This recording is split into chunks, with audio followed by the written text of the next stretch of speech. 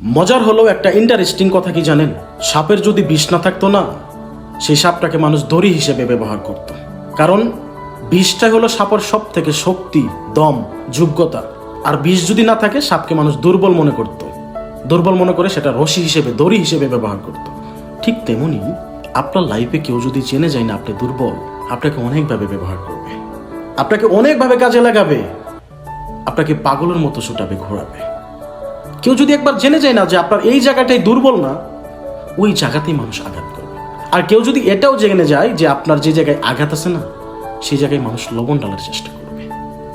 তো মানুষের সামনে কখনো দুর্বল হবেন না, দুর্বলতা দেখাবেন না, সাহস নিয়ে বীরের মতো বাঁচেন।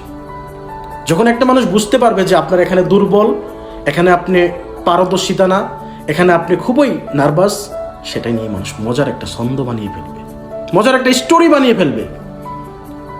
আমি এই কথাটাই বুঝতে চেয়েছিলাম যে সাপের যদি বিষ না থাকতো, তাহলে ওই সাপকেই আমরা মানুষ দড়ি হিসেবে ব্যবহার করতাম।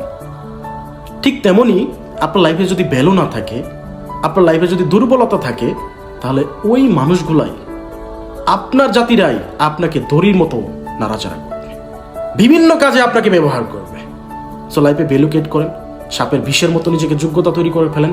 দেখবেন যাতে মানুষ দুর্বলতা খুঁজে না পায়, আর দুর্বলতা খুঁজে পেলে আপনাকে বিভিন্নভাবে, বিভিন্ন খাতে আপনাকে ব্যবহার করা শুরু করে দেবে। মানুষের ব্যবহৃত বস্তু না হয়ে নিজের ব্যবহৃত বস্তু নিজে হন, যোগ্যতা ক্রিয়েট করেন, নিজেকে ইমপ্রুভ করেন, নিজেকে ডেভেলপ করেন, নিজেকে এমনভাবে পরিচালনা করেন, এমন জায়গায় নিজেকে নিয়ে যান যাতে মানুষের স্বপ্ন হয়ে দাঁড়ায় আপনার জায়গায় আসার জন্য। ধন্যবাদ সবাইকে।